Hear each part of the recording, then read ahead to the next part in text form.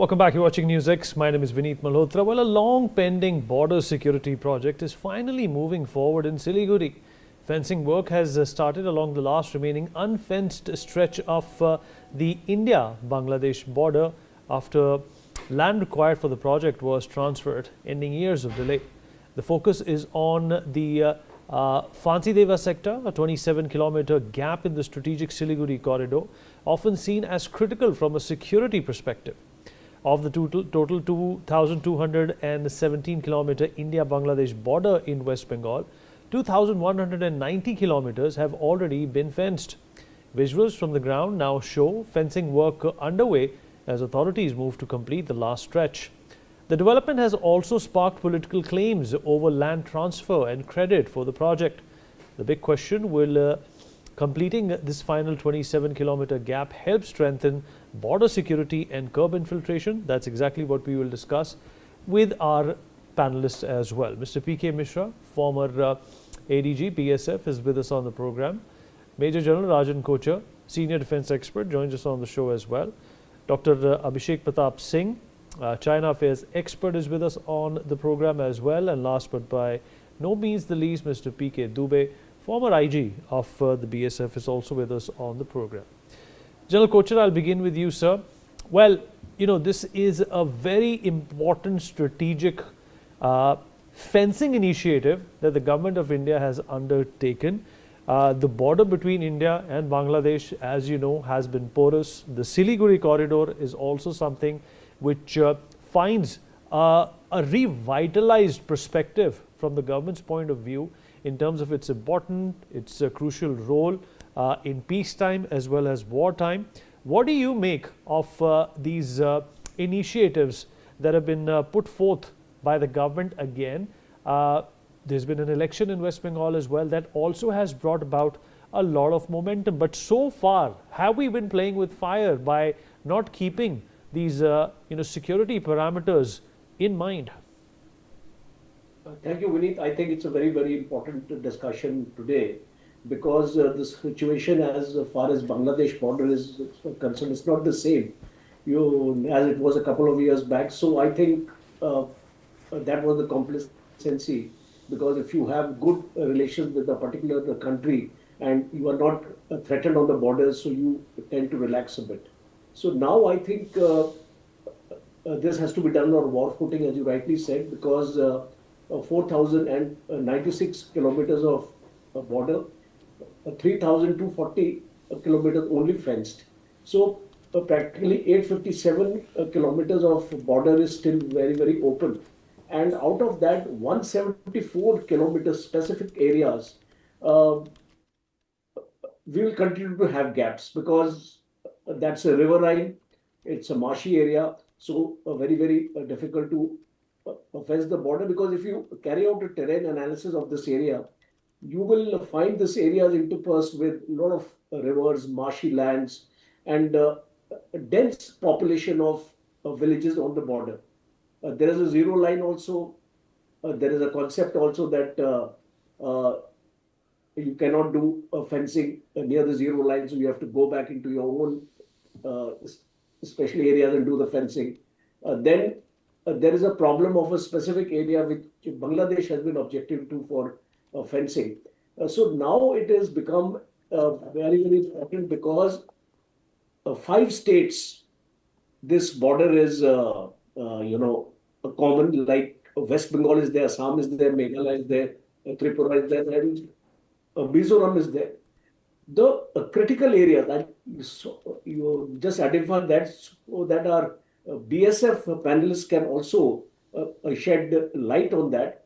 North 24 Parganas, Cooch Behar, Malda, Murshidabad, and Siliguri, as you mentioned, and especially the Chicken Neck area and the Lal Monirith Air Base, which is also coming in close proximity to these areas, and also a recent report about movement of the ISI people in this area, and especially if you see the Chittagong Hills and the Tripura side.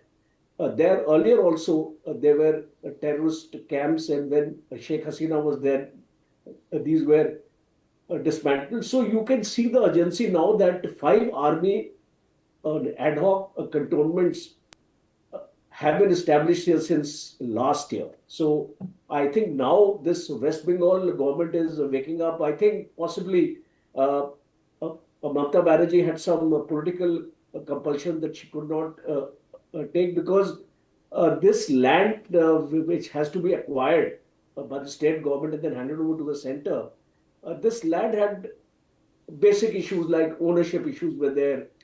There was some litigation. So you see, your unless the state government is proactive in these issues, and if it allows these issues to rest the way they are, then things don't move. So I'm glad this kind of announcements is now coming from the West Bengal government, and I would like to see a definite progress, because in times to come, the way Bangladesh is preparing itself, it seems that it is preparing itself for some kind of a war, because the kind of movements of the Pakistani generals here and there, and their generals going to Pakistan, the training of Bangladeshi officers in the Pakistan academies today, in the military academies, and also China's great involvement here, as we see the Tista Water River project as now being given to the Chinese. So I think these are very important developments which we need to take off, and these have to be linked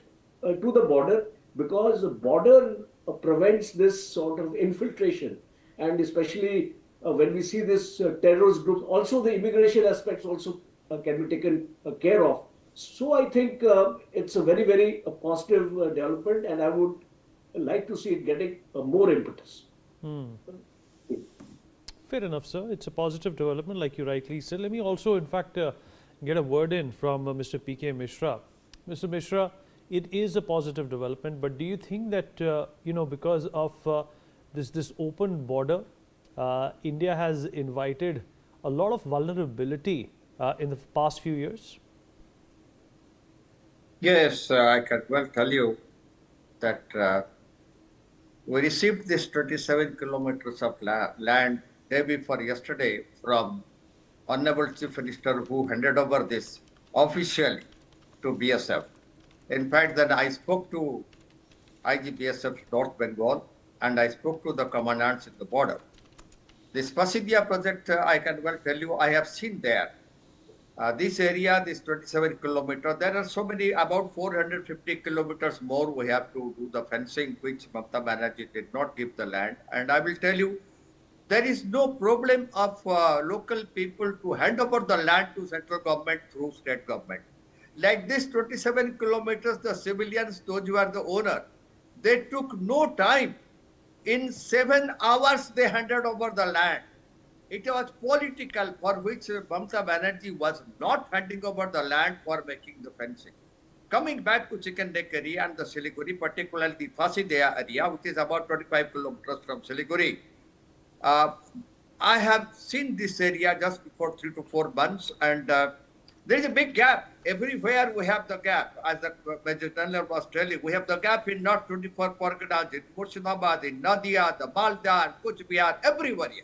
And this particular patch of Phansidewa, we had the information, the ISI agent and Jamaatul Mujahid of Bangladesh, and also Pak agents, they were coming to India, and fake currency, drugs, weapons, they were supplied through this particular gap.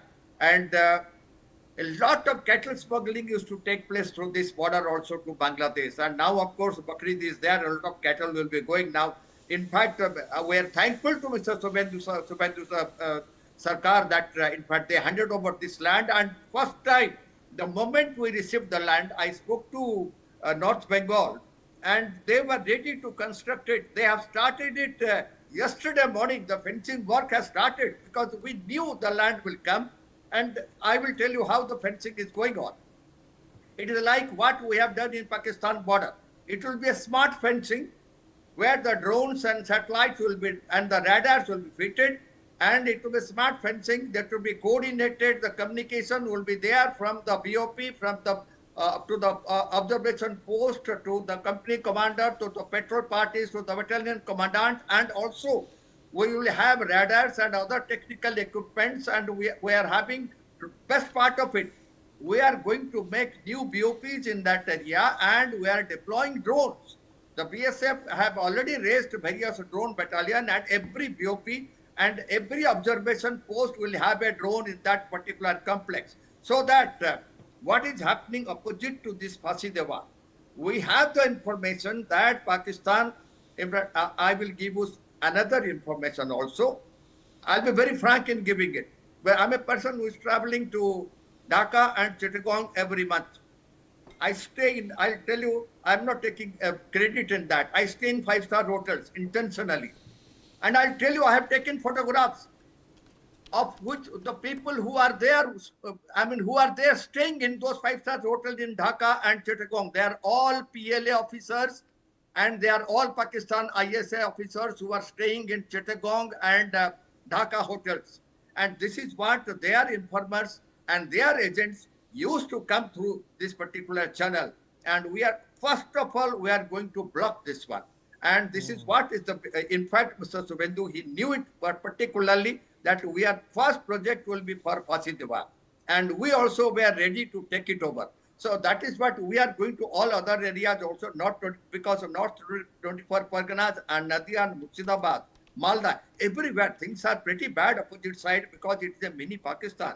I will tell you, Bangladesh has converted itself to mini Pakistan. It is not a border guard of Bangladesh, which was there BJP earlier. It has been converted to Pakistan Army. Because it was only two countries in the world whose border guarding forces used to patrol together. That was border guard of Bangladesh and BSF. Now things are otherwise. The BJP, they don't want to talk to us. They are absolutely like Pakistan Army, Pakistan Rangers. They are behaving in that way. So we have to be very cautious, and we are putting drones, we are putting radars, we are getting satellite cover also, and our all technical equipments and night vision devices, they have already gone to Phansidewa, and we have started the fencing. And that will help, because once we finish this one, the Chief Minister has promised that within 45 days, all other areas will be handed over to BSF. And he has promised that after Phansidewa also, later on in North Bengal, some more areas he will be giving it within a week. And we are ready to, because BSF is already ready.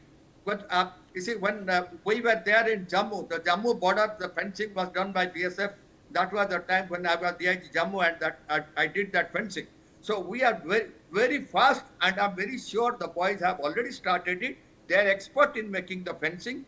We are going to have not only the fencing, there will be barbed wire concertina, there will be a bandh also, there will be a light also, which will be looking into 1 kilometer inside Bangladesh. Will be putting fog lights also will be there, and drones will be there, and night vision devices will be there. Up to 5 kilometers belt of border will definitely see it in daytime and also night time. And in fact, we are getting all the forces back from Bengal, who have gone for election duty. They are coming back to border. We have no problem of deployment of the troops. Few more battalions are being made, new battalions are being raised, and we are going to put our forces and new border outposts, new observation posts are being made in Phansidewa border to start with. And those villagers, I'm telling you, when I spoke to North Bengal, the IG headquarters of North Bengal, they told the villagers are very happy. Just see, within 7 hours, the land was handed over to the state. So this shows the people, they are interested, the local people are interested to close the border, because they are Indians, and that spirit is there with them. And we have to see that we have to remain with border population and give them all the support. Every support, all administrative and logistical support we have to give it, including education, health, everything, and communication, both road communication and wireless communication, that's also BSF is giving it. And all this Phansidewa area, we have already kept about few vehicles in all those villages. If anybody falls sick, our vehicle will pick them up from their residences and take them to Siliguri hospital. That is what we have already started it from yesterday. And I hope the local people, they are already supporting BSF. And this action which the Honorable Chief Minister, the new Chief Minister has done it, the whole area, other areas will also be covered. And I will tell you about this, about 150, 125 kilometers of this riverine terrain, where we cannot make fencing. We are going to make electromagnetic fencing. I repeat, we are going to make Okay. electromagnetic fencing to All right, cover sir. it All so right, sir. that All nobody right, can sir. penetrate further. I need to, in fact, get a word in from Dr. Abhishek Pratap Singh, China affairs expert in this matter as well. Dr. Singh, obviously, like Mr. Mishra said, that this did not take much time once the government changed. But we are not going to get into the politics of this situation. The fact of the matter is that apart from these sensitive areas, what more does India have to do to mitigate the threat from some of our hostile neighbors, for the lack of a better word? Yeah, thank you for having me on the panel. Am I audible to you? You are. Okay, you see, I mean, the decision that has been taken by the West Bengal government to hand over the land to the BSF, it is basically, you can say, a shift in terms of the approach to the security. We can call it as an all-nation security approach, where the state government and the national government both are coming on the same pitch for the concern of national security, for the concern of protection of the border, and for the concern of the strategic position of the country. Now, as far as the decision is concerned, and regarding especially the handover of the land regarding the Siliguri Corridor is concerned, that is a very important area. I mean, more than 15 million of people are affected to the corridor, through the transport of the things that passes through the corridor. It connects the 7 states, and it is very strategically located. Its position is very important for the India's security. I mean, it connects to the Sikkim, Bhutan. It is very close to the China. You see the Jhamperi Ridge, which is in Bhutan, and is a site which clearly monitors the Siliguri Corridor.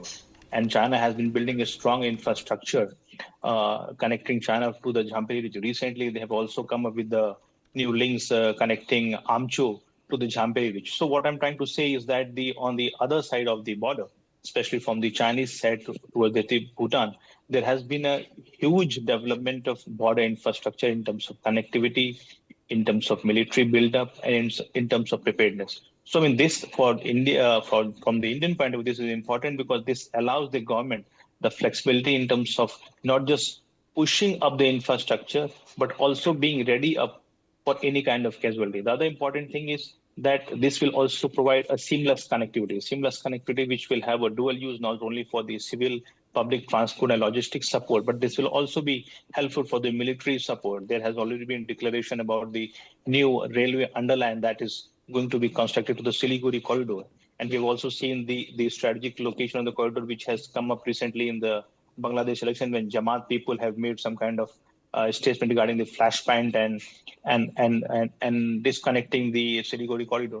So I think, given the security status, given the security situation, and how the hostile neighbors like Bangladesh, like China, surround this territory, the handover of the land is a kind of all-nation security approach, where the state and central government are coming together to provide the better national security, number one. Number two, there's a greater desire by the government of India, especially in the last 10 years, you can see, whether it in the northeastern states, in terms of connectivity, in terms of highways construction, in terms of border buildup, in terms of military positioning, that there has always been an effort to not just look as a defense preparedness, but also be ready for any kind of casualty. So I think this decision is something very much important. And the new connectivity links, new infra links, will certainly boost India's defense preparedness for any kind of casualty or any kind of unanticipated challenge that might come from Bangladesh and China. And this is something we need to welcome, and this is something we need to appreciate, because Chumbi Valley, I mean, that is another area which has been heavily militarized by the Chinese. Now they're also pushing same things in the Jhamperi region. It is quite necessary that the border security force, along with other central agencies, will be in a better position. And this is also a kind of a shift, that now India is not looking to these military position from a defense point of view. It also shows a shift that now we are looking these posts and to this strategic positioning from the offensive military positioning, not just providing infra and connectivity, or not just waiting for something to happen, rather anticipating any kind of challenge from the bordering states and getting prepared. So I think this security approach, this decision has to be welcome, and this is in the national interest, and this is also in the interest not just border security. Reports have come up from the media that people who have been living in this country, in these areas and communities, they have also welcomed and they've been awaiting this kind of decision. So it is going to help the local community, it is going to help the border security, it is going to help the national security framework, and it is also going to provide the high edge to our military positioning to our adversarial neighbors like Bangladesh and more specifically China. All right. Let me also bring in Mr. P.K. Dubey into this conversation. Sir, you've heard from all the previous panelists. How are you looking at this much needed, security infrastructure, which has been waiting its due course for a number of years now? Good evening, all the panelists. I've heard, actually, I joined a little late. Perhaps I missed some of the initial portions, but I've listened to Mr. Abhishek in detail. Both the panelists have nicely covered all the ramifications of this Siliguri corridor. But nevertheless, I think the change in regime in Bangladesh is in Bengal and Bangladesh both. Now we will be able to balance out the damage which has been caused in last 2 years post Sheikh Hasina regime. The border area of Bangladesh will be strengthened as has already been told by our Honorable HM, and land has been handed over yesterday for Tinbiga corridor, and other places the lands will be handed over. BOPs will be constructed, but this is only one part of game. The corridor of importance is from international angle and economy angle also. Nowadays, besides military perspective, the economic perspective is much more important. If you can paint some country economically, I think that is the worst kind of thing which you can do, which you can see from Hormuz nowadays. The whole world is being painted. So from that angle, the strategic development of this corridor is has already been delayed by about 15 years, I will say, because when I was in service in 2012 and 10 in headquarters, we moved all these proposals for various projects, but somehow because of some anti-national stance of the then regime in Bengal and other places, we have to delay these projects. So now I hope things will move fast, and the items which have been covered by Mr. Abhishek and Mr. Mishra, P.K. Mishra, our ADG retired, they will be expedited in due course of time. And besides this, the connectivity issue which has been brought out by previous two co-panelists, that is a major issue, because railway lines are not there up to Sikkim and all those places. So these projects are progressing very slowly. So now with this regime changing in Bengal, the things will expedite it. They have handed over 3 national highways in this corridor to NHI and NHI other places. These 3 corridors will be opened, their traffic capacity will be increased so that the cargo and other things can transport from here up to Arunachal Pradesh seamlessly. Secondly, underground double rail is also going to be sanctioned by Railway Minister, and this is also taken up, for which this study has already been undertaken by a government. The military setup, which wanted some border infrastructure in Sikkim and Arunachal Pradesh, already is on the job. They have to now connect with these lines from Siliguri Corridor. So all these things put together, we will be able to take on the adversaries from both military perspective as well as economic perspective as well. Besides this, Siliguri Corridor needs a lot of economic development also, as it has been neglected for last about 12-15 years. So there is a lot of requirement of doing something for this corridor from here to Kuch Bihar and all those places. There's no industry, there's nothing for the local public. So that angle also government has to see. So these are my inputs from Siliguri. Presently, I'm located at Siliguri itself. Anything else you want to clarify, gentlemen? General Kochhar, coming to you, sir. Sir, we have also, in the past discussed the government's push towards strengthening, or rather, giving a facelift to this corridor. In lieu of, what China is doing, what Bangladesh is doing, and of course, You've also mentioned that the ISI is always active and looking for loopholes to target India.